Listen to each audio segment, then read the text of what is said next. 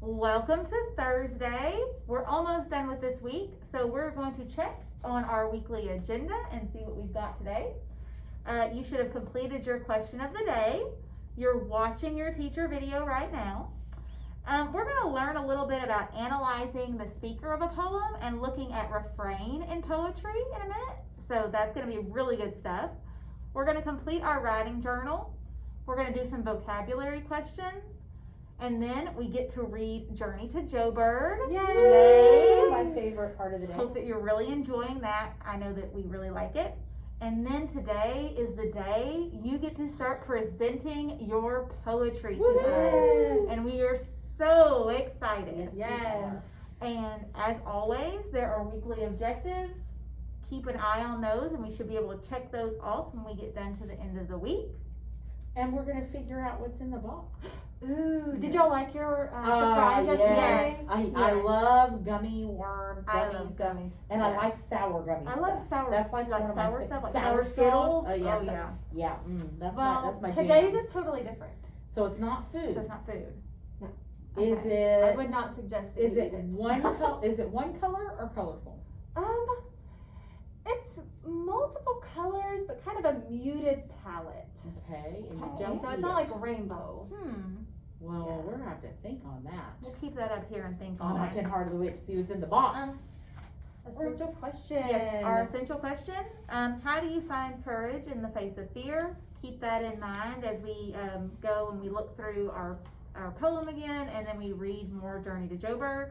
And then we have this awesome video here of another spoken word slam poetry. I hope that you're really enjoying those. Yes. They're super good.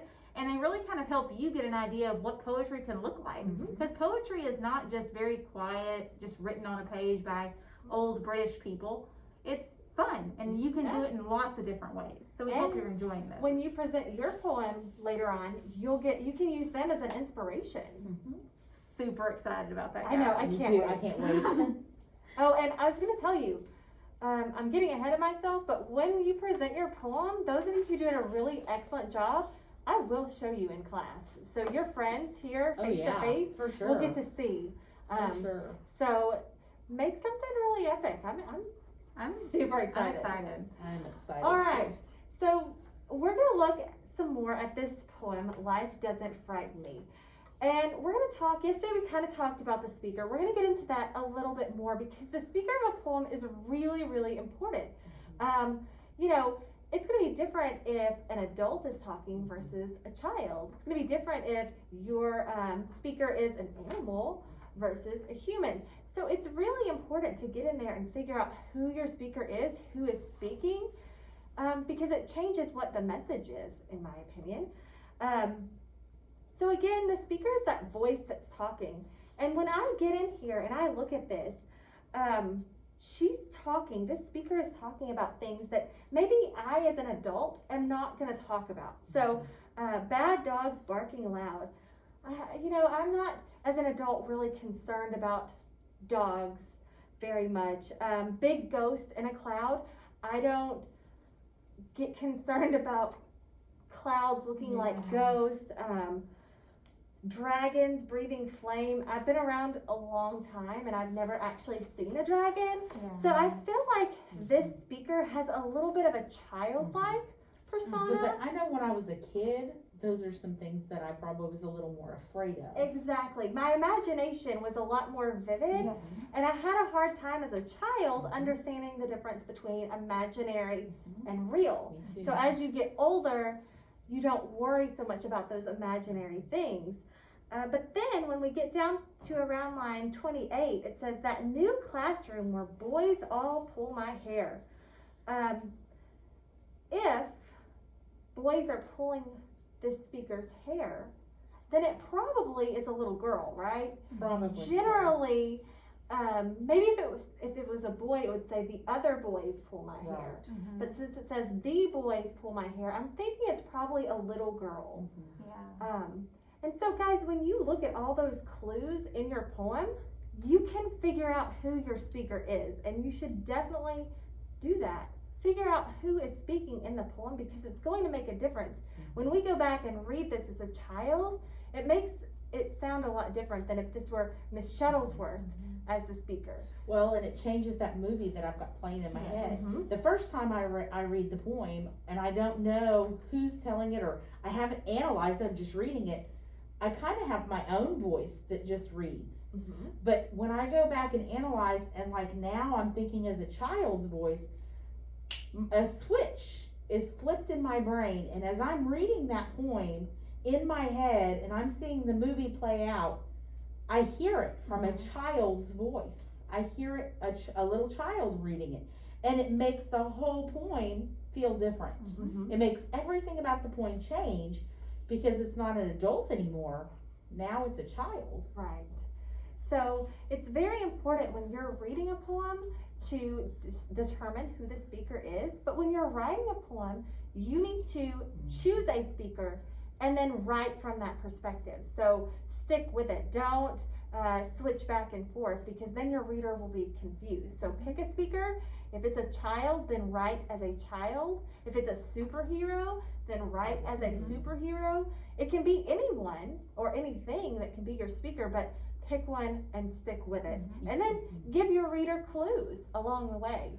Usually when I write poetry, I think to myself, what emotion do I want my reader to feel? So if I want him to feel angry, I write that down on a piece of paper, angry. And then I think, okay, do I want him to hear it from me, or maybe I want to be telling this poem from Jack's point of view, my dog. Maybe he's angry at me, and I'm gonna write a poem where I put those emotions inside of him. I write those little clues for myself, and then as I'm writing my poem, I'm looking back at those clues, making sure that everything is coming from anger and from that point of view, or from sadness and that point of view, whatever it is. I want to make sure that it stays the same throughout the poem so that it makes sense. Right. So now we're going to go ahead and look at the refrain. So remember, a refrain is something that is repeated throughout the poem. And in this poem, we have the refrain, "Life doesn't frighten me." And we see that over and over and over and over and over. The author does this so that we really get what this poem is about. We really understand what she is trying to say. She is trying to get us to understand that we should not let fear control us. Authors use these refrains all the time, especially if you listen to songs. You'll hear those same lines over and over. Those are usually the ones that you remember. You'll have a little chorus The chorus. that's repeated over and over. Sometimes I only remember the chorus Yeah, of I a do, song. sometimes. I don't know the verses, but I know the chorus. Those are refrains. Well, and if you take some of your favorite songs and you just take the lyrics only, and you read those lyrics without the music, you realize, oh my goodness, this is totally a poem Yes, they're It's trying just to a say point something. that they took and set to music. Mhm. I mean, really, that's the same thing as songs. If you like music, you like poetry, because songs are just poetry set to music. So here's an example of a very famous poem by Edgar Allan Poe called Annabel Lee.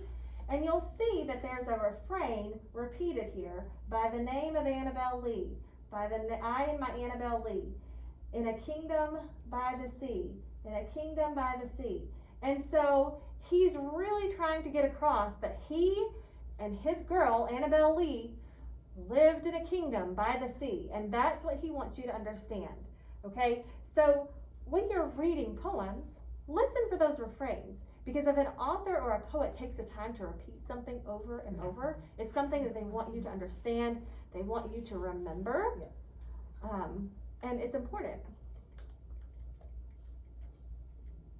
Don't forget to complete your vocabulary practice assignment, okay? And it's also very important, make sure that you are capitalizing those sentences that you write and adding punctuation to the end. It is very, very important, even if it's just in a little practice assignment, that you're still writing your sentences correctly. Today's writing journal is, what is something that is very important to you? Describe it and explain why it is important. So I want you to think about something that you have at home that is very important to you, or that you have in your life that's very important to you. Again, don't say, I couldn't think of anything to write. Everybody has at least one thing that is very important to them that they could write about. I could even say this pen. I could, even if it's really not that important, could I make it sound like it's really important with my writing? Yes. Yes. So there should be no reason why you can't think of something to write about there. And today is the day, we can't wait. You get to present your poem. Obviously you are virtual students, most of you that are watching this. Well, I guess anybody that's watching this, unless you're face to face and you're going back for your lesson to preview. That's not the right word. To review. Then you are going to be doing this assignment on Flipgrid.